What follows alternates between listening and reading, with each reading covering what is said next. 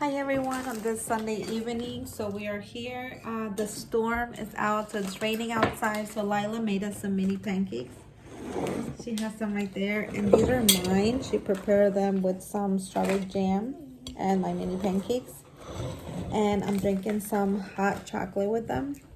So there's no school tomorrow, so that's why we are staying up right now. It's only 8 o'clock, so we're fine because there's no school tomorrow. Because the parent conference day tomorrow. So everybody stay safe with the storm. Bye.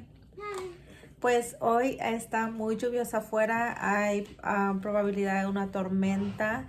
Así es que Laila nos preparó unos pancakes, unos hotcakes en miniatura para esta noche con frío, y me los preparó con mermelada de fresa aquí en un de vidrio, así no lo sirvió. Y me estoy tomando un chocolate caliente, y Emma dice que ella está comiendo estos chetos picantes que dice Liz que son saludables porque son horneados.